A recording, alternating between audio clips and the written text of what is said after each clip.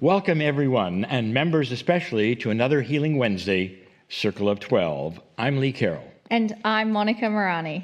We come together once every single Wednesday, as you probably know. I'm saying this only because if you're new, you want to know, what are you going to see? Basically, we are here to give you information, answer questions. There's meditations, channeling, and a keynote speaker, and of course, the Circle of 12 meditation. So, especially wanting to welcome all of the members.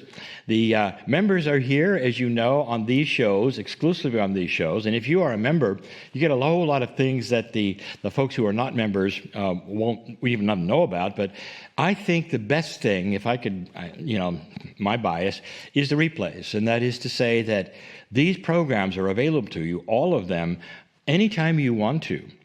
And that, to me, is valuable. And not only that, if you've missed pieces and parts, you can go and find the pieces and parts easily.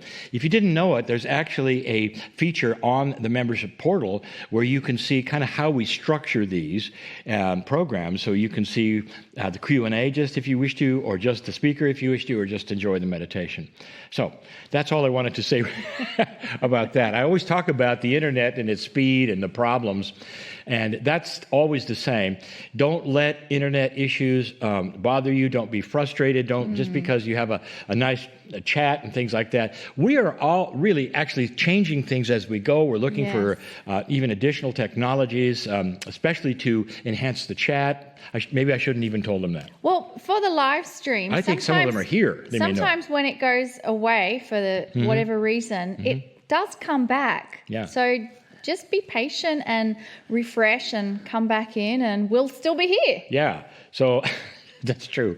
We had a couple of situations when it went off for a while and then came back, and people had left. Yeah. I would say, no, you can stay and see it. Anyway, so the replays are available. They're about an hour or so, hour and a half, right after the show, good recording, so don't be frustrated. Now, we have this thing called Call for Healers, and we've mentioned it before, but if you're new, I just wanted to tell you about it. There's a place on your portal for this, but also you can get to this form quickly. If you think you're a fit for the program, or you know people who are, you've watched enough programs to know what we do, it's cryonmasters.com/call. cryonmasters.com/call will get you a form. And this form is to fill out to see if you'd like to be on the program. We've had some really wonderful results, and it comes from you folks. And so I just wanted to thank you for doing that. It's, we can peruse the net and we can call on our friends for so long, but it is all of you who give us these wonderful speaker and the ideas, and we look at them, almost all of them, just to see if they're a good fit for the program. Yeah. What I love is the section we're going to do next, which is the question and answers with Lee, Kryon, and myself. And you have access in your members portal to submit a question. You can also go to cryonmasters.com/questions. Now, here's a few guidelines to asking questions. Think about the question and how others may benefit from you asking that question. And so we ask not to make it personal, where you're asking a very specific detail about your personal situation, such as what to do about my husband or my wife, my psychic dog. Make your questions concise and short, and it's helpful if you can have one question submitted at a time. If you're asking 4 or 5 questions in the one group of questions, it's a little more difficult for us to then cover all of those and then get to somebody else's question. So they're the guidelines, unless Lee has something else to offer. What I always say is that I tell people, if you want your question to raised to the top group of consideration, you make it concise. Now, Monica's mentioned that, but really, truly, there are those who tell us a life story and then get to the question, or the question is inside a paragraph somewhere. And it's less apt to be looked at if there's paragraphs to read. But please keep submitting your questions. Please do. It's very helpful. As Lee answers them, believe it or not, I am sure that your question is being asked by 10 or 20 or more people as well. So thank you to those who have submitted their question. And thanks to John from Southern Oregon in the US.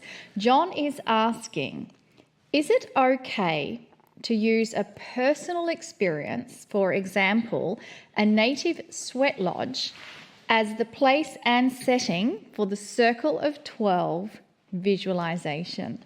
So really, I think John's asking, he's going off script from what Kryon's saying. That's right.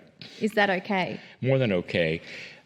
This will be a common theme. An answer to several questions is the same answer. And John, what I want to tell you is that you actually have gone to the next step. This Circle of 12 meditation, we do the crossing the bridge, the going through the portal, going to the theater and all. It is a template of invitation for you to create a scenario for you that is personalized for you, where you do the same kind of thing and feel the kinds of things that you would maybe be more comfortable with. Now, in your particular case, the sweat lodge, and if that's where you have felt the closest to your soul, to Gaia, to spirit, that is where you should go. Absolutely. I want to just tell you what I have done personally, in that there are some places that I had been that just blew me away in the, I would say, the sacredness. And it's not crossing the bridge into a theater. And that is where I will often go in my quiet time. One of them may surprise you. We were in Monument Valley giving channels and meditations with the Navajo. And we have tours in Monument Valley. We've done a couple now. We're going to do another one as soon as COVID clears up and we can do it. It's the quietest place I think I have ever experienced when I'm outside. And where even the wind stops, and you're there and you realize, I can't hear anything at all. And then you go into a meditation and you realize, I'm with the earth. The dirt of the earth is at my feet. I want to take off my shoes if it's warm enough or cold enough, or vice versa, if it can be done. And that's where I would want to go. There were also a couple of temples or ashrams in India where I felt I wanted just to stay. It was the feeling for me. And so, yes, the answer is yes, yes, and yes. So any of you listening to this, if you'd like to substitute, especially in your own meditations, something else from what you're actually hearing from Kryon that makes you feel better about where you could be that's sacred, please do it. Beautiful. Great answer, Lee. Thank you for sharing. Next, we have a question from Wendy, and Wendy is in Cobble Hill, British Columbia in Canada. Wendy's asking, Lee, how long did it take for you to receive your validation from Spirit that what you are being told or shown by Spirit is real? That's a great question. I've never ever thought to ask you that, Lee. What was your process of First of all, knowing it was real? Can I tell you that we are very different? It's Wendy, not just in the gender. How you were brought up, how I was brought up, what we believe, what we were taught, all these things. And so if you have a tremendous hurdle to get through with esoteric information, and I did, it's going to take longer just to get you to a place of acceptance of what you're doing. Then past that, looking at how real are the attributes that you are experiencing, because there's part of us that will judge ourselves at every single point. I'm always impressed when I meet people who have been esoteric all their lives, and they were like born into a family who is this way as well. So they weren't necessarily steeped in some doctrine. They're very, very open to these kinds of things. And they grow up with a mom and a dad or one or the other who says, look, this is fine and fine. And by the time they're young adults, they're on board. It was in my mid-40s, and I had all of this, if you want to call it, training that was in doctrine, like so many of us. And it took me longer. So I want to tell you the actual answer for me, and that's what you asked, was 3 years.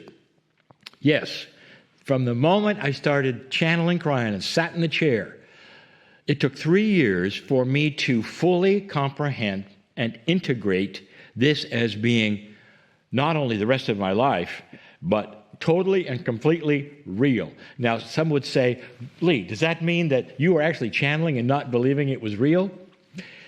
Not exactly. I was channeling, and when I'm in trance and delivering those kinds of things, and I'd come out of it, and I would go, at some level, I go, what am I doing? And then I would go back to work, And so it was those times. It took me 3 years to go to Kryon full time as well. So there's always that duality, which is going to challenge the kinds of things that we are discovering. Now, this month, we have channels from Kryon about that very thing. And it's he calls it the new frontier of awareness for humanity. And he's going through the steps of awareness and how it feels. And that's basically my story as well. So for me, it took 3 years. I have been in meetings where I've channeled. And people have come for the first time because they were invited by a guest by a friend. They're a guest. And they have come, and they'll come up later with tears and said, this is what I've always known, but I had to have it put into a place that made me understand what I felt.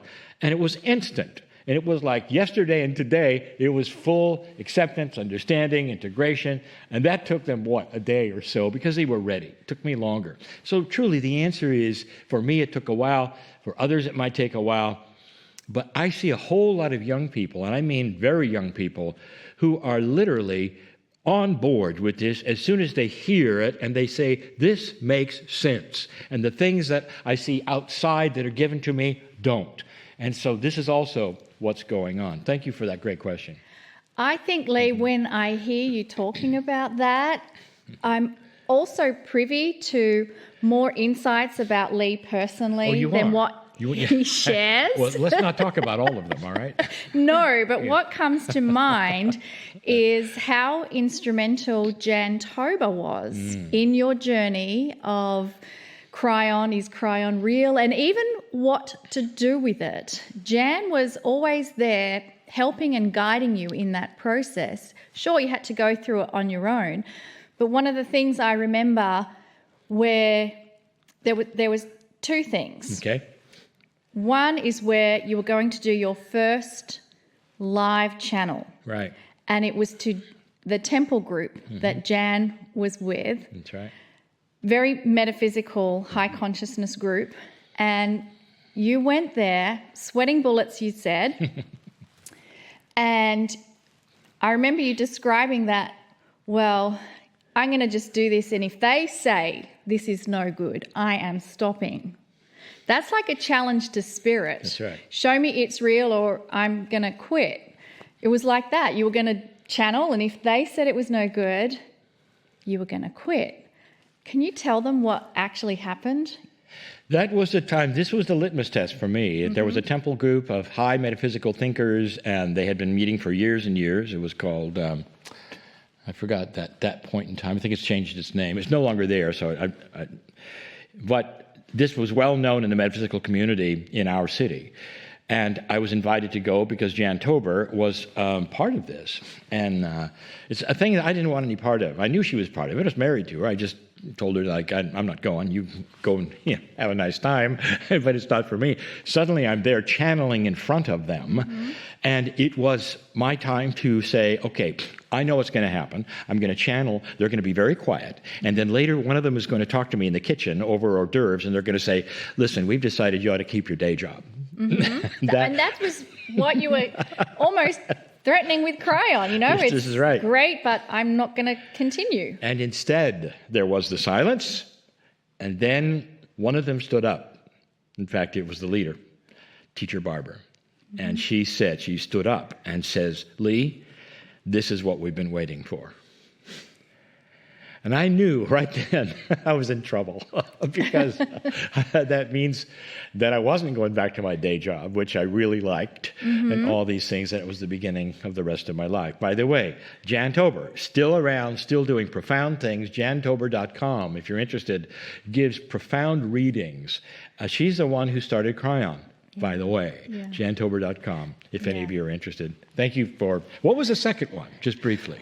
Well, it was when you and Jan were doing book one, The End Times, and you were just putting them out in paper and thinking, Oh, yeah. well, this is not going to work. And what was the response? Well, It still continues to sell today. Yes. That was the response. that's the first book written, I believe, in 93, Yeah. the smallest one, called The End Times.